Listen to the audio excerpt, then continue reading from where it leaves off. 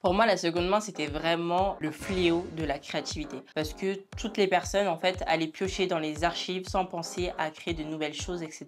Maintenant, mon évolution, elle a un peu plus changé là-dessus. Je dirais que je vois plutôt la seconde main comme une manière de contrecarrer un peu les marques à être redondants dans leur collection. Ça force les marques à faire preuve de créativité, à innover et à nous faire découvrir de nouvelles choses, qu'on entre dans des nouvelles ères. Coucou tout le monde, j'espère que vous allez bien. Aujourd'hui, on va parler seconde main et plus précisément seconde main de luxe. Avant, pour moi, la seconde main, c'était pour les pauvres, clairement. C'était des vêtements détériorés, un peu comme les vêtements du marché et tout. Je voyais pas vraiment d'intérêt à être dedans. C'est vraiment grâce à mon alternance que j'ai commencé à changer de vision là-dessus, où je suis vraiment devenue une grosse adepte de la seconde main. J'ai pu voir les coulisses des vêtements, savoir comment chiner, les trouvailles de pièces qui datent de certaines collections. Du coup, c'est des archives des maisons de luxe. C'est vraiment grâce à cette alternance que j'ai pu ouvrir les yeux sur la seconde main de luxe et j'ai pu intérieurement la démocratiser et en devenir adepte. Et j'espère que cette vidéo vous rendra aussi adepte. Si vous avez remarqué dernièrement, si vous êtes un peu dans la mode, vous avez dû tomber sur des vidéos TikTok de personnes qui partagent leur adresse de boutique vintage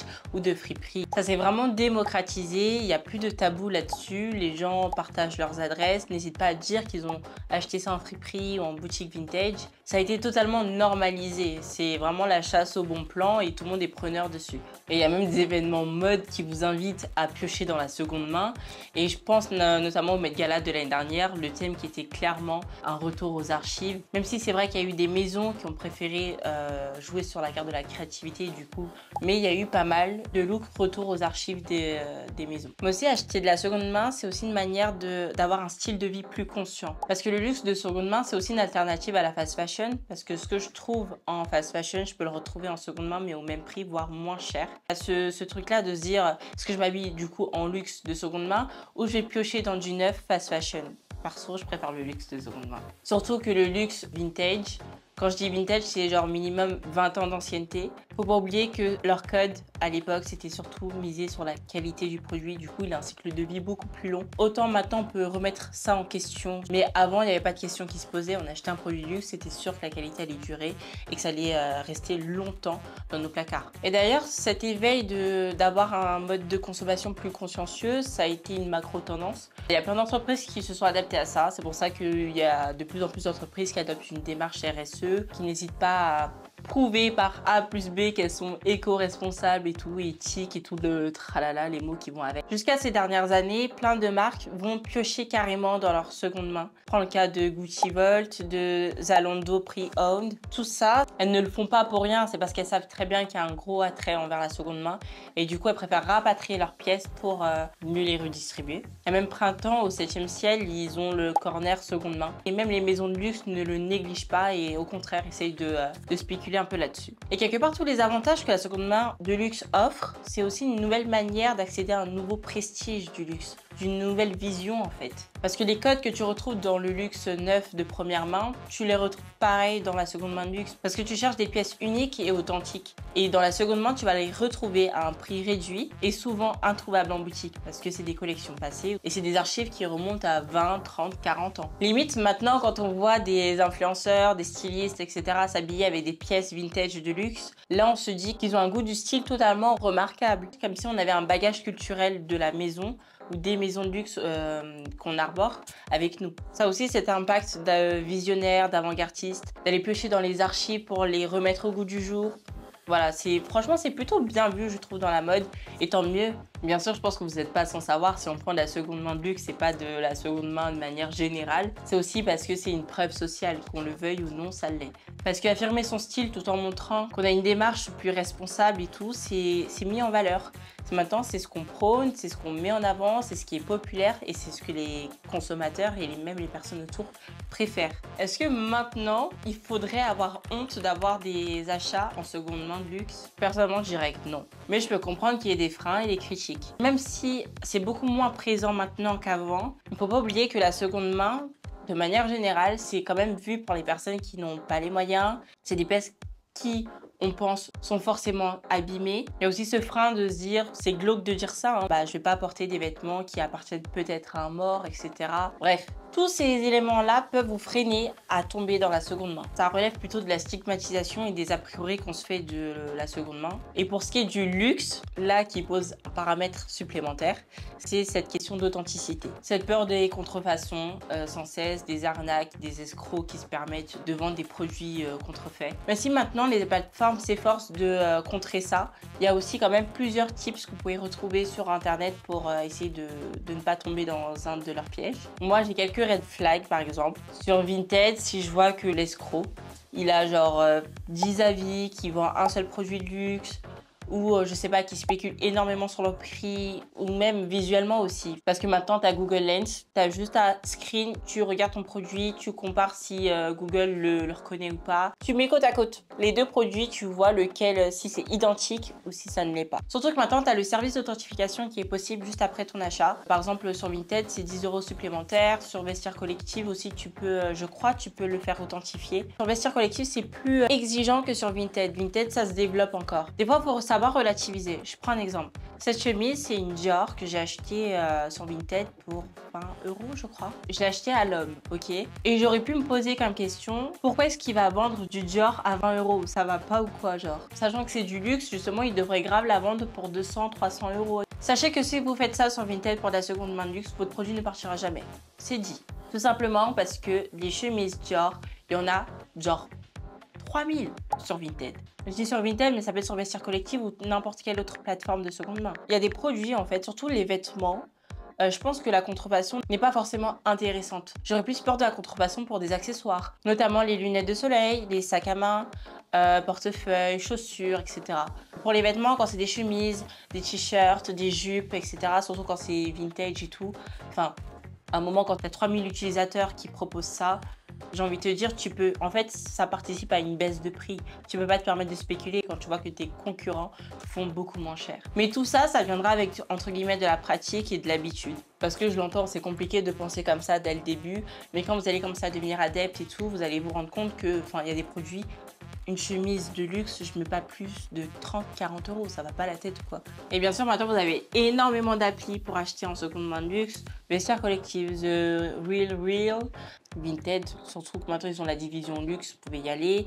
Il y a V-Dressing aussi, Luisa Via Roma. Ça, c'est les plateformes en ligne. Après, sur Paris, dans le Marais, vous avez énormément de boutiques vintage. Après, c'est juste que maintenant, comme c'est devenu une très grosse tendance, les shops vintage de luxe, et bah, ça spécule beaucoup sur les prix. Après, dites-vous qu'en boutique, ça sera toujours plus cher que sur Internet. Et je pense que les meilleures affaires pour le moment que vous pouvez faire, c'est en ligne. Après, il y a des fripes qui ont des produits de luxe et ça, c'est vraiment la perle rare, etc. Je dis fripe et pas boutique vintage parce que les boutiques vintage de luxe, elles sont vraiment spécialisées que dans ça. Donc, vous proposez qu'un catalogue de produits de luxe. Tandis que les friperies, on peut trouver, je sais pas moi, du Kappa avec un petit portefeuille Louis Vuitton. Après, les friperies, faut faire attention. Ça se trouve, c'est pas forcément authentique parce qu'ils s'en foutent de ça. Ils sortent pas là-dessus, quoi. Surtout que à la base, une fripe, c'était vraiment pour les personnes qui étaient dans le besoin, qui n'avaient pas forcément le moyen de payer en première main. Il faut prendre tous ces paramètres-là en compte. Même si, je l'admets, que les fripes ont augmenté leur prix. Maintenant, si vous voulez acheter de la seconde main de luxe, j'ai quelques conseils pour vous. Faites très attention à la qualité. Prenez jamais de la seconde main de luxe un peu abîmée. Moi, perso, je ne prends pas. Tout simplement parce que si je prends un produit de luxe vintage, c'est parce que la qualité y est. Parce qu'il ne faut pas oublier que le luxe il y a 20 ans est censé être hyper qualitatif et durer dans le temps. Donc si jamais il vient avoir des petits défauts dessus, c'est tout simplement parce que la personne a mal pris soin. Maintenant, il y a aussi la question des prix. Faut savoir se poser une limite. Comme je dis, pour moi, une chemise, 30-40 € maximum en seconde main luxe, je trouve. Pour un blazer, je peux en trouver jusqu'à 60-70 €. Après, je vous dis pas qu'il n'y a pas de produit à 1000 €, etc. Il peut en avoir. Mais vous allez voir que c'est pas ceux qui partent le plus vite. Et bien sûr, n'hésitez jamais à demander le numéro de série, à bénéficier du service de vérification. Il y a aussi Google Lens, allez-y dessus. Prenez bien le temps de checker déjà non seulement l'état du produit que vous allez prendre, de vérifier les logos, les étiquettes. C'est très important sur les vêtements, les étiquettes, qu'elles ont varié dans le temps. Les étiquettes d'il y a 20 ans chez Dior, ce ne sont plus les mêmes de maintenant. Et même il y a 10 ans ne sont pas les mêmes d'il y a 20 ans. Il y a beaucoup de changements là-dessus, donc faites très attention à ça. Et si vous avez le moindre doute, allez vérifier. Ça coûte rien. Et n'ayez plus honte en fait de dire que vous avez acheté en seconde main luxe. Parce que je pense que si vous êtes déjà bien passionné par la mode, devoir dire que vous achetez de la fast fashion, c'est un peu mal vu. J'ai des produits de fast fashion parce que j'ai été consommatrice et je continue d'ailleurs de porter mes vêtements parce que je ne vais pas les jeter pour ça. Mais en revanche, quand on vient à complimenter mon vêtement, qu'il est tiré tout droit de fast fashion et qu'on me demande la référence, je suis gênée de devoir le dire. Pas parce qu'on va me pointer du doigt ou quoi que ce soit. C'est parce que dans ma tête, le changement s'est fait. Je n'ai pas à recommander ces marques. Et je pense que c'est tellement devenu aussi une très grosse tendance adoptée par tous. Vous réclamez haut et fort que vous avez acheté vos produits en seconde main. Et je pense que ça concerne tout le monde et c'est vraiment devenu une tendance à adopter et qui, j'espère, ne partira pas. Et les maisons elles-mêmes adoptent cette tendance de seconde main. Il y a eu Balenciaga qui collaborait avec des plateformes de revente. Isabelle Marant, je crois, c'était avec Vestiaire Collective. Les maisons ont vraiment levé le tabou dessus. Et essayent, même si elles l'ont fait tardivement, par tous les moyens de ramasser un peu les sous qu'il y a à se faire dans la seconde main. J'irais jusqu'à dire que la seconde main, c'est un peu l'avenir du luxe. Parce qu'elle propose un style authentique qui renvoie aux archives, du coup à une création, à une créativité qu'on peut remettre au goût du jour. Et elle a une démarche consciente. S'il y a 10 ans, on s'en foutait d'où pouvait provenir un produit, comment était réalisé le processus de fabrication, aujourd'hui, le client, il veut une transparence totale. Et je pense que cette transparence totale, elle peut même des fois justifier le prix de certaines pièces. Il y a aussi les matières. Toutes les matières ne sont pas réalisables en France, on n'est pas dupe. Mais là aussi, si vous utilisez des matières nobles qui durent dans le temps, à un prix élevé, on comprendra. On ne sera pas forcément consommateur, mais on comprendra. On arrivera à le justifier. Je pense que c'est ce qui manque au luxe de maintenant. Parce qu'il balance beaucoup de collections quand même avec des produits à base de polyester, d'élastane, de viscose et tout. Des matières qui finalement ne sont plus si nobles et qui ont été pas mal accaparées par la fast fashion. Et là, on va passer à la partie que j'aime beaucoup. Mon haul de seconde main de luxe. J'ai acheté un petit manteau noir avec un petit col velours matelassé. Devinez la marque, je pense que beaucoup reconnaîtront, c'est très simple en vrai. C'est Burberry. J'ai acheté dans mon alternance et j'avais moins 40 en fait. Donc j'avoue que j'ai pas mal acheté de seconde main là-bas. Ensuite, j'ai cette robe Versace.